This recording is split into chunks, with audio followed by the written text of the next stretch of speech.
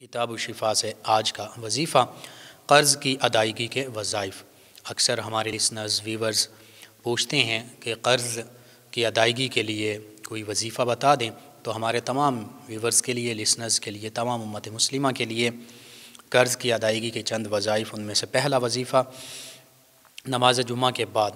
100 مرتبہ یہ عمل کرنا ہے، وظیفہ پڑھنا ہے۔ اس وظیفے کے پڑھنے سے بغیر کسی کی محتاجی کے غیب سے قرض کی ادائیگی کے اسباب اللہ سبحانہ وتعالی مہیا فرما دے گا۔ یعنی جب یہ جمعۃ المبارک کے بعد 100 مرتبہ پڑھیں گے،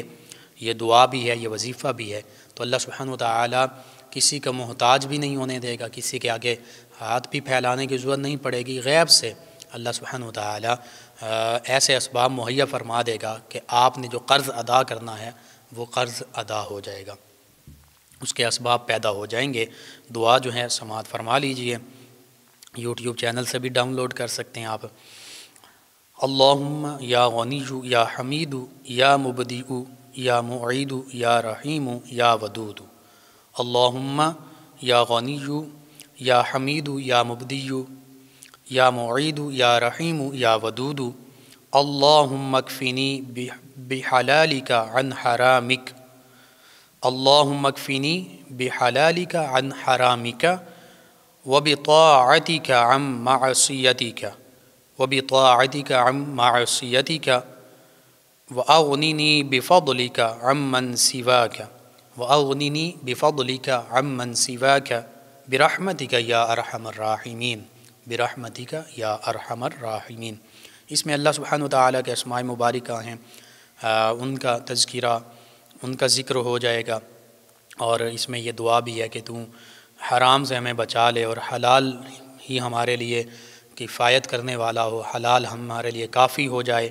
اور اپنی اطاعت کی توفیق عطا فرما، معصیت اور گناہوں سے بچا لے، اپنے فضل سے تو ہی ہمیں غنی فرما، لوگوں کی محتاجی سے بچا لے، بے شک تو ہی سب سے زیادہ رحم فرمانے والا، اپنی رحمت کے واسطے سے ہم پر رحم فرما۔ تو ہی غنی ہے، تو ہی حمید ہے، تو ہی مبدی ہے، تو ہی معید ہے، تو ہی رحیم ہے، تو ہی ودود ہے۔ دوسرا وظیفہ قرض کی ادائیگی کا وہ یہ ہے کہ ہر فرض نماز کے بعد سورہ آل عمران کی آیات مبارکہ 66 اور 67، 66 اور 67، یہ 5 مرتبہ پڑھنے والا جو ہوگا اس کا قرض انشاءاللہ آسانی سے ادا ہو جائے گا۔ وہ دونوں آیات بینات کی میں تلاوت بھی کر دیتا ہوں۔ سورہ آل عمران کی آیات مبارکہ 66 اور 67 یہ تیسرے پارے میں موجود ہیں۔ قل اللہم مالک الملک تؤتی الملک من تشاء وتنزع الملک ممن تشاء وتعز من تشاء وتذل من تشاء بیدک الخیر انک علی کل شیء قدیر تولج اللیل فی النہار وتولج النہار فی اللیل وتخرج الحی من المیت وتخرج المیت من الحی وترزق من تشاء بغیر حساب۔ اس کا ترجمہ یوں ہے، اے حبیب کریم صلی اللہ علیہ وآلہ وسلم، آپ یوں اللہ فرما رہا ہے کہ میری بارگاہ میں عرض کیجئے، دعا کیجئے، اے اللہ، اے سلطنت کے مالک، تو جسے چاہے سلطنت عطا فرما دے، جس سے چاہے سلطنت چھین لے، اور تو جسے چاہے عزت عطا فرما دے اور جسے چاہے ذلت دے دے، اور ساری بھلائی تیرے ہی دست قدرت میں ہے، بے شک تو ہر چیز پر بڑی قدرت والا ہے۔ تو ہی رات کو دن میں داخل فرماتا ہے اور دن کو رات میں داخل فرماتا ہے، تو ہی زندہ کو مردہ سے نکالتا ہے اور مردہ کو زندہ سے نکالتا ہے، اور جسے چاہتا ہے بغیر حساب کے اپنی نوازشات سے بہرہ ور فرماتا ہے۔ تیسرا وظیفہ قرض کی ادائیگی کے لیے وہ یہ ہے کہ یہ دعا کی جائے جو بھی پہلے وظیفے میں بھی شامل تھیں، اور سنن ترمذی میں بھی یہ دعا موجود ہے۔ اللہم اکفنی بحلالک عن حرامک، اللہم اکفنی بحلالک عن حرامک واغننی بفضلک عمن سواک واغننی بفضلک عمن سواک۔ اے اللہ، جن اشیاء کو تو نے حرام کیا ان سے بچاتے ہوئے اپنی حلال کردہ اشیاء کو میرے لیے کافی فرما دے، اور اپنے فضل سے مجھے اپنے سوا ہر کسی سے بے نیاز فرما دے۔ تو یہ دعا مانگ سکتے ہیں، کثرت سے مانگیں، انشاءاللہ اللہ تعالی قرض کی ادائیگی کے بہتر اسباب مہیا فرما دے گا۔ چوتھا وظیفہ قرض کی ادائیگی کہ اسباب بہتر حاصل ہوں، قرض آسانی سے ادا ہو جائے، کسی کے سامنے ہاتھ نہ پھیلانے پڑیں، وہ یہ ہے کہ روزانہ نماز عشاء کے بعد 1313 مرتبہ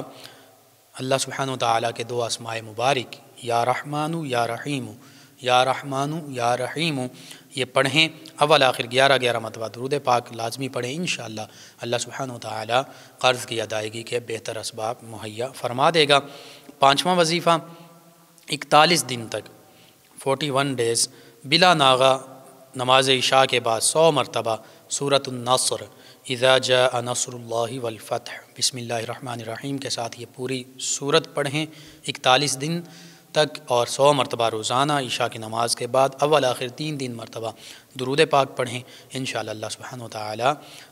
قرض کی ادائیگی کے بہتر اسباب مہیا فرمائے گا۔ اور 6واں وظیفہ یہ ہے، سیدنا انس بن مالک رضی اللہ عنہ فرماتے ہیں کہ نبی رحمت صلی اللہ علیہ وآلہ وسلم نے سیدنا معاذ بن جبل رضی اللہ عنہ سے ارشاد فرمایا، کیا میں تمہیں ایسی دعا نہ سکھاؤں کہ اگر تم پر احد پہاڑ کے برابر بھی قرض ہو تو اللہ تعالیٰ تم سے ادا کر دے گا، یعنی اللہ سبحانہ وتعالیٰ آسانی کے ساتھ ایسے تمہارے لیے اسباب مہیا فرما دے گا کہ تم وہ قرض آسانی سے ادا کر دو گے۔ اور پھر آقا کریم صلی اللہ علیہ وآلہ وسلم نے ارشاد فرمایا، اے معاذ یوں کہو، یعنی یہ پڑھا کرو۔ اور یہ الترغیب و ترہیب احادیث مبارکہ ہی کی کتاب ہے، اس میں موجود ہے دعا، اور دعا کیا ہے وہ بھی سماعت فرما لیں۔ اس میں یہی سورہ آل عمران کی آیت مبارکہ 66 کا شروع کا حصہ شامل ہے، قل کو چھوڑ کر، اللہم مالک الملک تؤتی الملک من تشاء وتنزع الملک ممن تشاء وتعز من تشاء وتذل من تشاء بیدک الخیر انک علی کل شیء قدیر۔ ایک تو یہ آیت مبارکہ 66، قل یہ لفظ جو ہے پہلا یہ چھوڑ دینا ہے، پھر آگے جو دعا ہے رحمان الدنیا والآخرہ، رحمان الدنیا والآخرتی اگر ملا کے پڑھیں تو والآخرتی، ورحیمہما تعطیہما تعطیہما من تشاء ورحیمہما تعطیہما من تشاء وتمنع منہما من تشاء وتمنع منہما من تشاء ارحمنی رحمتاً تغنینی بہا الرحمت من سواک، تغنینی بہا الرحمت من سواک۔ تو یہ دعا نبی رحمت صلی اللہ علیہ وآلہ وسلم کی ارشاد فرمودہ ہے، اور بالکل بہت زیادہ مجرب ہے، بہت زیادہ فائدہ مند ہے۔ اس دعا کو بھی قرض کی ادائیگی کے لیے آپ اپنے معمول کا حصہ بنا سکتے ہیں، کیونکہ آقا کریم صلی اللہ علیہ وآلہ وسلم نے براہ راست صحابی رسول رضی اللہ عنہ سیدنا معاذ بن جبل رضی اللہ عنہ کو ارشاد فرمائی ہے، تو پھر کوئی شک نہیں دیگر بھی دعائیں جو ہیں آیات بینات پر مشتمل ہیں، احادیث مبارکہ میں مسنون دعائیں ہیں، اللہ سبحانہ وتعالیٰ کے اسماء مبارکہ پر مشتمل ہیں، تو بے شک سبھی دعائیں آپ مانگیں، یہ وظائف اپنے معمول کا حصہ بنائیے۔ اگر آپ پر قرض ہے، آپ ادا کرنے میں مشکل پیش آ رہی ہے آپ کو، تو بالکل ان میں سے جو بھی وظائف آپ کو آسان لگیں، آسانی سے آپ کر سکیں، سبھی وظائف کر سکیں، پھر بھی بہتر ہے کوئی 1 2 3 4 وظائف بھی کر سکیں، وہ بھی کر سکتے ہیں۔ تو آپ خود اپنے معمول کا حصہ بنائیے، اپنے دوست احباب، اپنے اعزاء اقربا یعنی رشتہ داروں کو بتائیے، پڑوسیوں محلے داروں کو بتائیے، ہو سکتا ہے کوئی بھی ان میں سے ایسا ہو جس نے قرض ادا کرنا ہو اور وہ قرض ادا کرنے کی سکت نہ رکھتا ہو، اور بعض اوقات اللہ نہ کرے ایسے معاملات ہوتے ہیں کہ جو زیادہ